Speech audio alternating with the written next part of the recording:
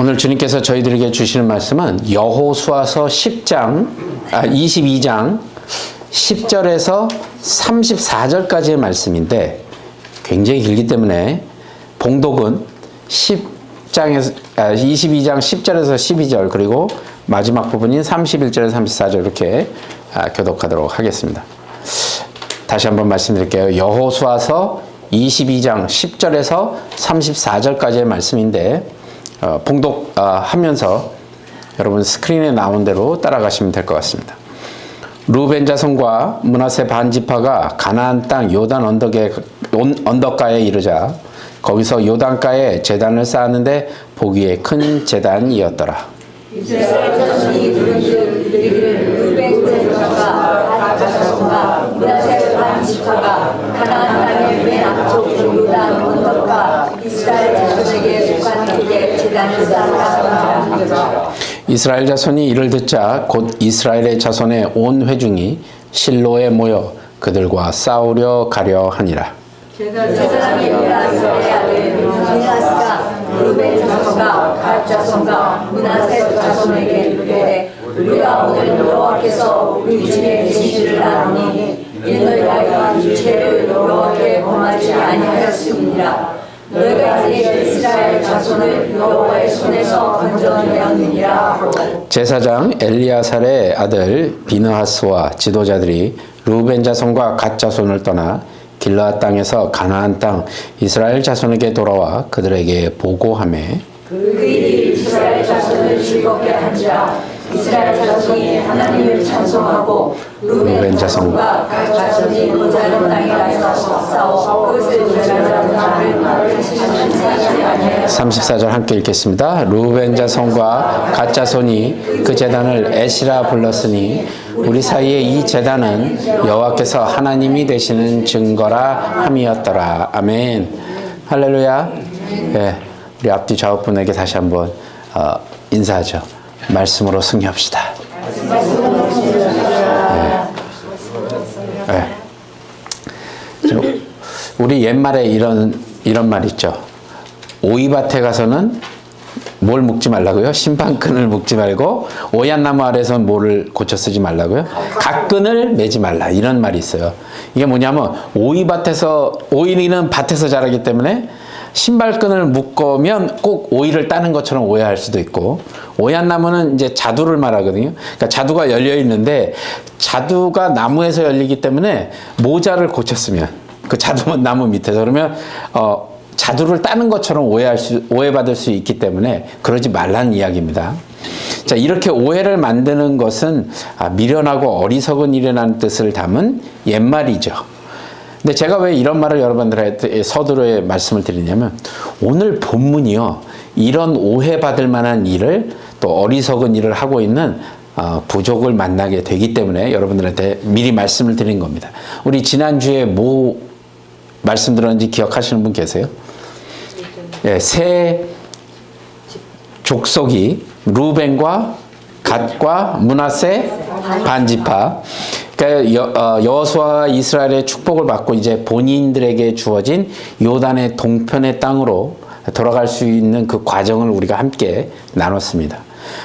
그들은 이제 가족에게 돌아가기 위해서 언제 끝날지 모르는 전쟁을 수행하면서 오랜 시간을 기다렸고 그리고 이스라엘의 어떤 부족들을 위해 모든 부족들을 위해 전쟁에 참여하여 오랜 기다림 끝에 결국은 열매를 맺게 되고 이제 드디어 가족에게로 돌아갈 수가 있게 된 겁니다. 그래서 땅의 분배를 다 받고 근데 지금 전쟁에 참여한 요 기간이 기록에 보면 약 7년 정도 된 겁니다. 그러니까 이제 7년 정도 만에 가족들에게 돌아가게 된 거죠. 그래서 분깃을 다 나눠준 그때입니다. 그래서 여호수아는 그들의 헌신을 축복하고 그들에게 오히려 이제 많은 재산과 많은 가축, 은과 금과 구리와 새와 심이 많은 의복을 갖고 돌아가 이제 가족들과 함께 나눌 수 있도록 전리품을 모아서 전해주게 되죠. 야, 이거 얼마나 기쁜 일이겠습니까? 7년 만입니다. 여러분 생각해 보세요. 가족에게 돌아가는 그들의 여행길이 얼마나 기쁘고 흥분되는 일이었냐 이겁니다. 우리도 왜 그런 경험들이 있잖아요. 그 감격과 기쁨. 남자분들은 특히 군대에서 첫 휴가 나올 때 그 설레이는 마음 뭐 그런 거 있다면서요. 그리고 첫 데이트 때 여러분 기억나십니까? 첫 데이트 때 지금 여러분 바로 옆에 계신 분들을 만날 때 그 느낌 별로 안 좋으셨나 봐요. 이렇게 표정이 기대되고 막 흥분되고 이러잖아요. 그리고 먼 길을 떠나갔다가 집으로 돌아갈 때 우린 그런 경험을 갖고 있습니다. 또 우리가 미국에 이민 왔다가 처음으로 한국 방문해서 식구들을 만날 때 그런 기분이잖아요. 우린 이런 경험들이 다들 있으십니다. 그래서 이 기쁨이 얼마나 기쁜지를 우리가 이미 알고 있다는 거죠.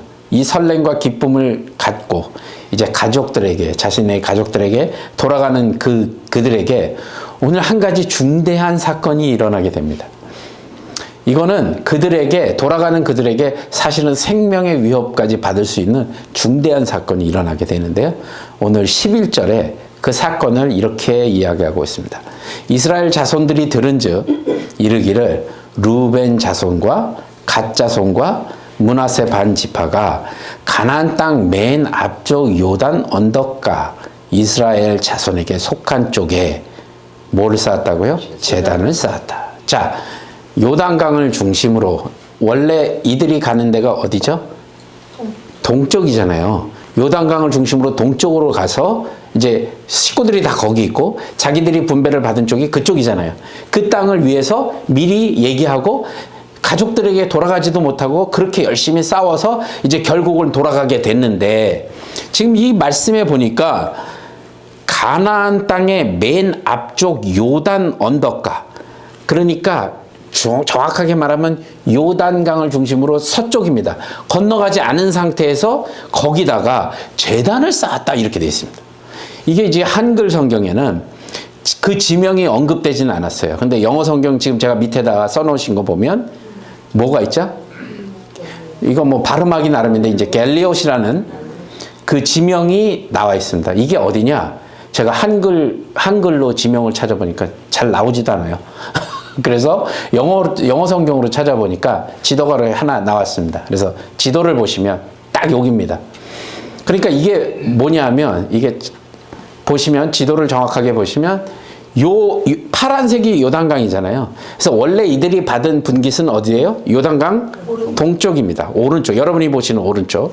그리고 왼쪽 지금 조기에다가 건너가기 전에 저기서 지금 그린 색깔로 변하는 저쪽이 여리고 길갈 막 다 그쪽이에요. 자, 그런데 분명히 지금 자기들이 분깃으로 받은 그 땅으로 넘어가기 이전의 땅에다가 여기에 그렇게 써 있잖아요. 이스라엘 자손에게 속한 땅 그쪽에다가 제단을 쌓았다고 얘기했거든요. 그러니까 이 사건은 당연히 이스라엘의 모든 지파들에게 공분을 일으키는 사건이 되는 거죠.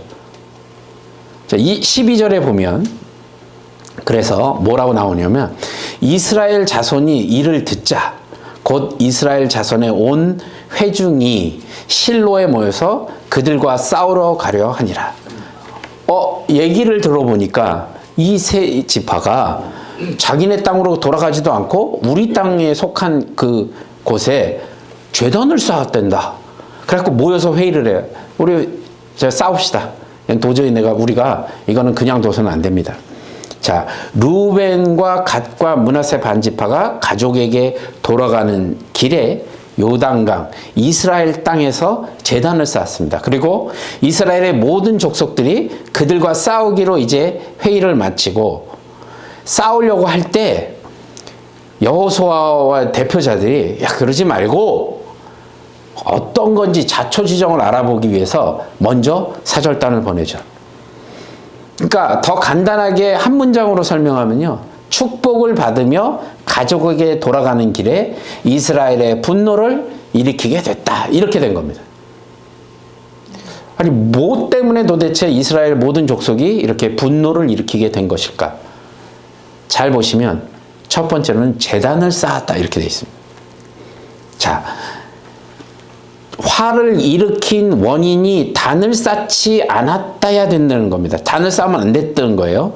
결국 단을 쌓았기 때문에 동족 간에 전쟁을 일으킬 만한 것이라는 건데, 그럼 왜 이토록 위험한 일을 루벤과 갓과 므낫세 반지파가 이런 일을 벌였냐는 겁니다. 그 전에 우리가 확인해 봐야 될 게 뭐냐면, 단을 그럼 왜 쌓으면 안 되는지, 그 이유가 뭔지를 정확하게 먼저 밝혀야 되죠. 첫 번째로 단을 쌓으면 안 되는 이유가 뭐냐면, 제단은요 오직 정해진 곳에만 드려야 한다는 겁니다.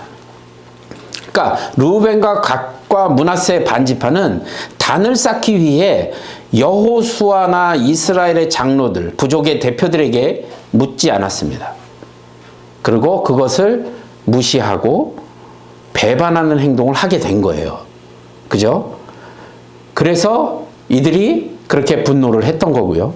두 번째는 이스라엘이 제단을 쌓는다는 것은 바로 예배를 드리는 것입니다. 이 제단을 쌓는 일은 아무나 할 수 있는 게 아니었습니다. 그리고 정해진 율법이 있기 때문에 함부로 해서도 안 되는 거룩한 일이었다는 겁니다. 그래서 정해진 단 이외에 다른 단을 쌓는 것은 즉 우상 숭배로 간주될 수 있고 하나님의 진노와 화를 면키 어려운 일이 된다는 겁니다. 그래서 나머지 지파들이 그렇게 흥분을 했던 거예요. 자, 신명기 12장 13절 14절에는 단을 함부로 쌓을 수 없음을 말씀으로 딱 정해놨습니다. 제가 13절, 여러분 14절 읽으세요. 너는 삼가서 내게 보이는 아무 곳에나 번제를 드리지 말고 오직 너희를 하는 지파 중에 여호와께서 택하실 그곳에서 번제를 드리고 또 내가 내게 명령한 모든 것을 거기서 행할지니라. 자, 보세요. 그러니까 그런데도 불구하고 루벤과 갓과 므낫세 반지파는 단을 쌓았습니다.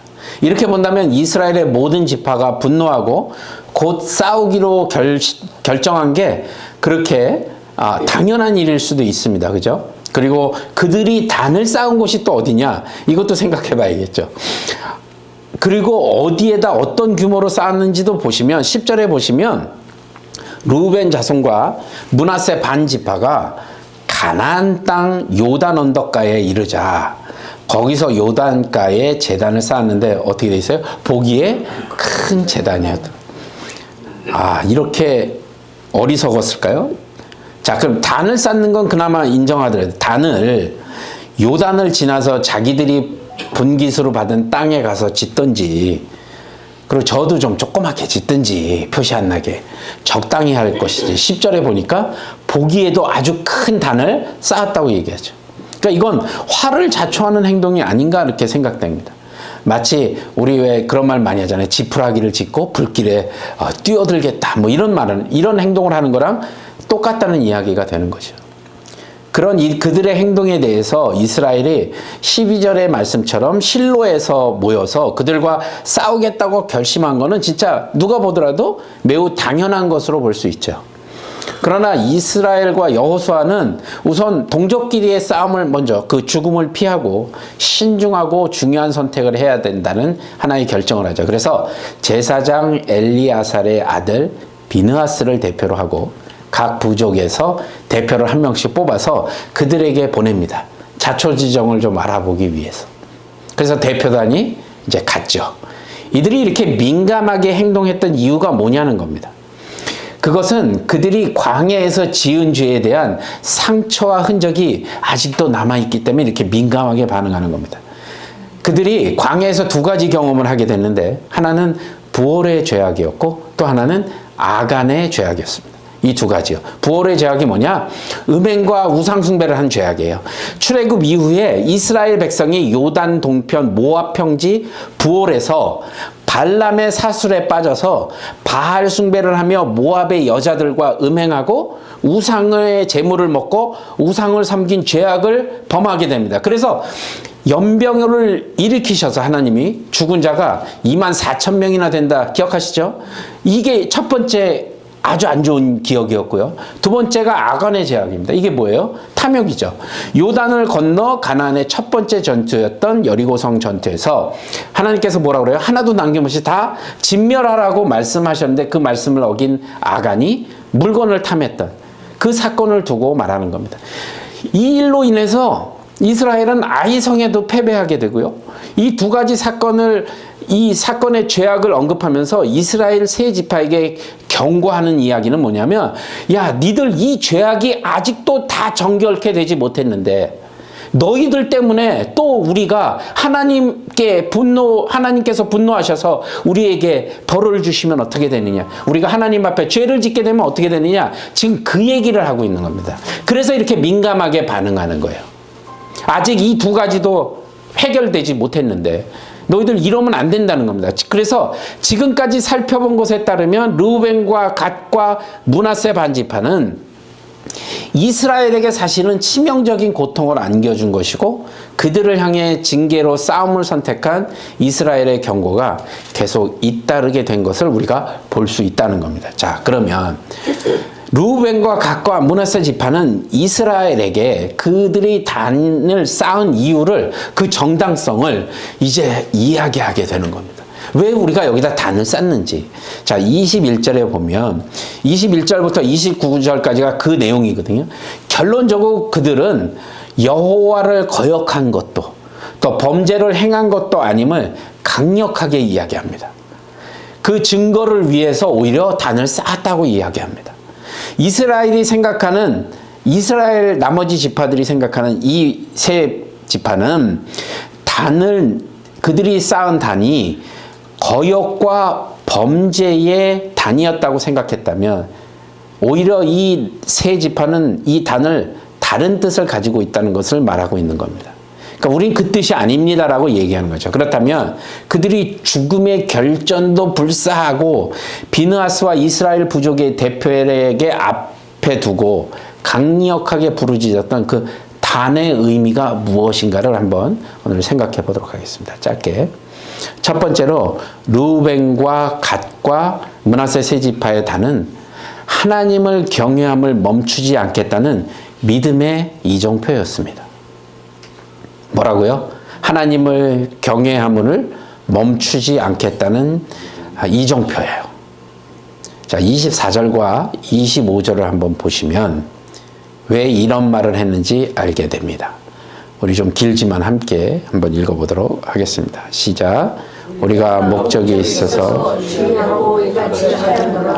곧 생각하기를 후일에 너희 자손이 우리 자손에게 말하여 이르기를 너희가 이스라엘 하나님 여호와 무슨 상관이 있느냐, 너희 르우벤 자손 갓 자손아,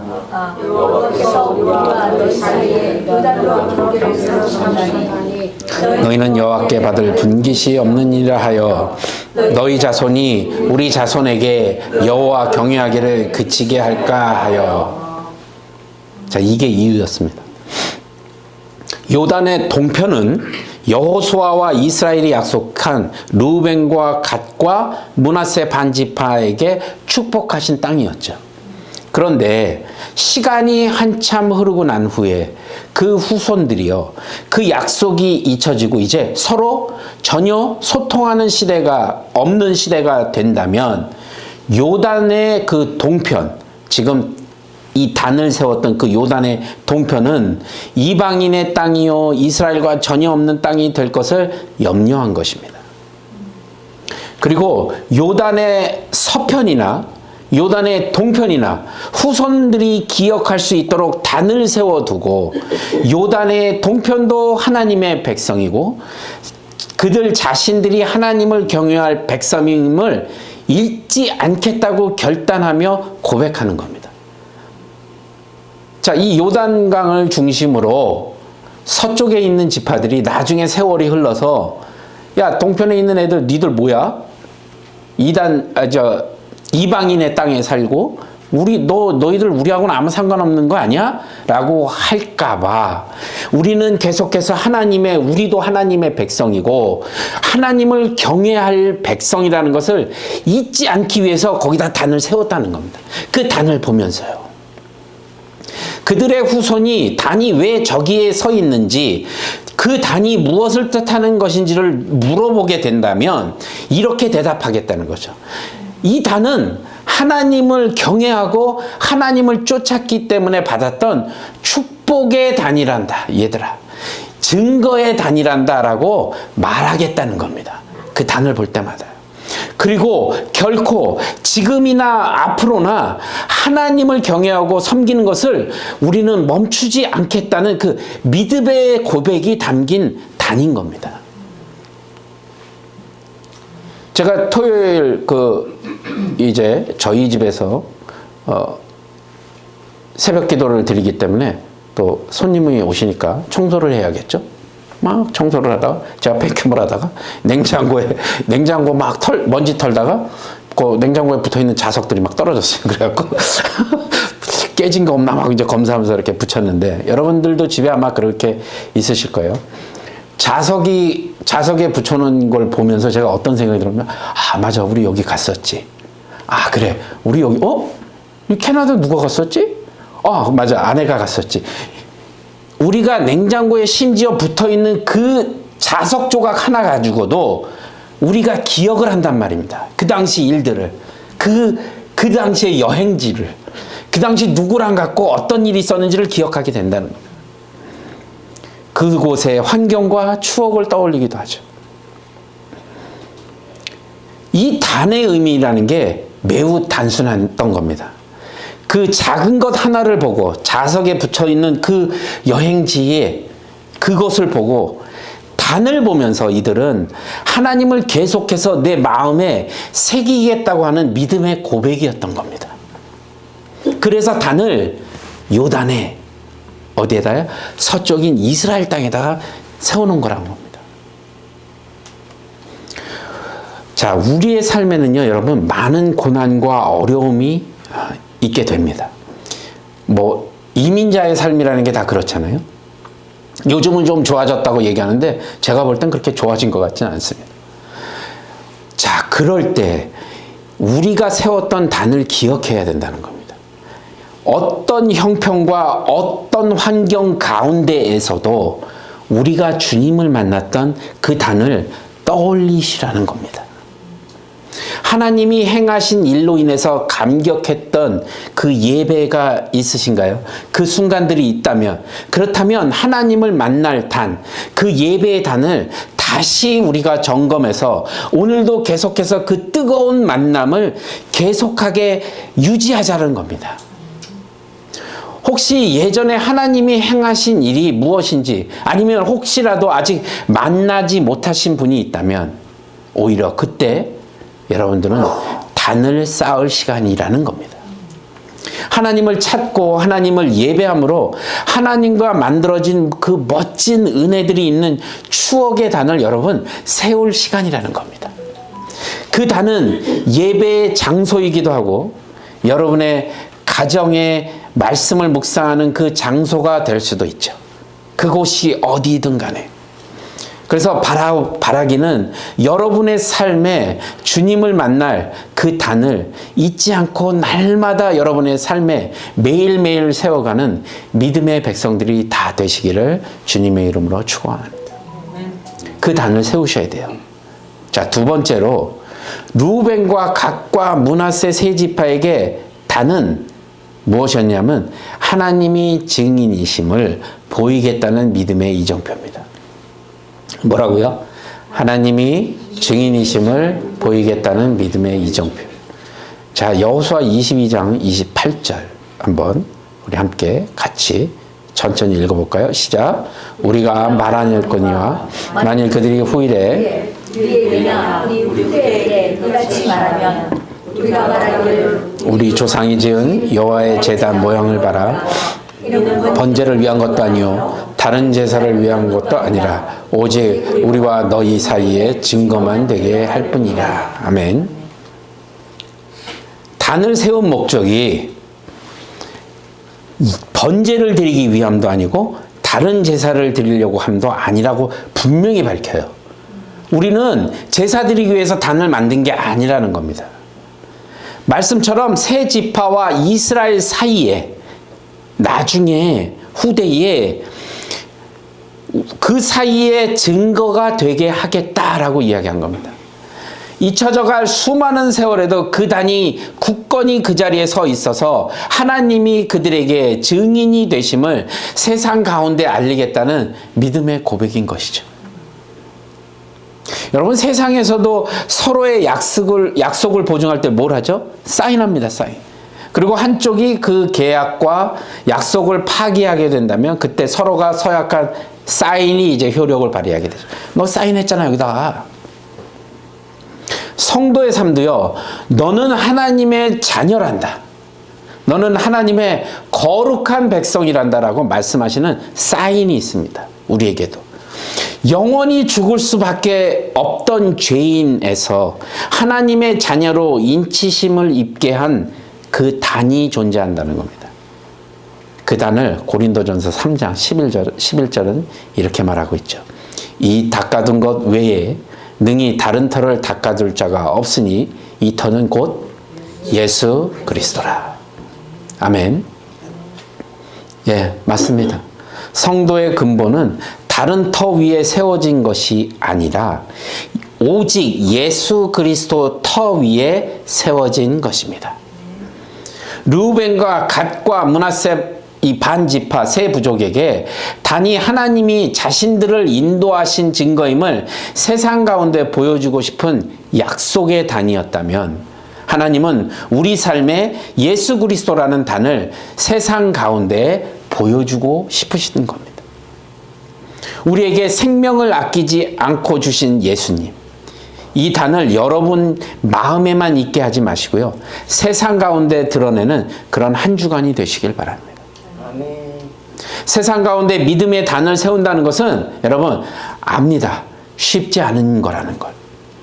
내 삶을 통해서 예수 그리스도를 드러낸다는 것은 매 순간 내 스스로와도 계속해서 싸워야 되는 힘든 일이기도 하죠. 때로는 그것 때문에 손해를 보기도 합니다. 때로는 그것 때문에 미움을 받기도 하죠. 때로는 그것 때문에 사람들과 어울리지 못할 때도 있습니다. 그래도 하나님은 하나님의 자녀됨을 우리가 모두 소중히 여긴다면 빌립보서에서 사도 바울이 고백을 갖고 그 사도 바울의 고백과 결심을 가질 수 있게 된다는 것이죠. 그 결심과 고백이 뭐냐? 빌립보서 3장 12절에서 14절입니다. 요건 함께 아예 다 같이 읽어볼게요. 시작. 내가 이미 얻었다 함도 아니요 온전히 이루었다 함도 아니라 오직 내가 그리스도 예수께 잡힌 바 된 그것을 잡고 달려가노라. 형제들아, 나는 아직 내가 잡은 줄로 여기지 아니하고 오직 한 일, 즉 뒤에 있는 것은 잊어버리고 앞에 있는 것을 잡으려고 표대를 향하여 그리스도 예수 안에서 하나님이 위에서 부르신 부름의 상을 위하여 달려가노라. 아멘. 사도 바울이 고백한 것처럼 아직 잡힌 것이 없을 수 있죠.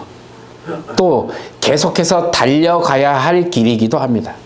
그런데 그때 오직 한 가지, 예수 그리스도라는 단, 그 표대를 향해 달려가기를 결정하는 저와 여러분이 되시길 바랍니다. 부르심의 상을 향해, 생명의 소망을 향해 달려가는 우리 모두가 되셔야 합니다. 결론이죠. 믿음의 단을 세우는 것은 하나님을 찾고 구하기를 멈추지 않는 것입니다. 믿음의 단을 세우는 것은 하나님이 내 증인 되심을 날마다의 삶에서 드러내는 것입니다. 이 일을 우리의 삶에 결단하는 한 주간이 되십시오.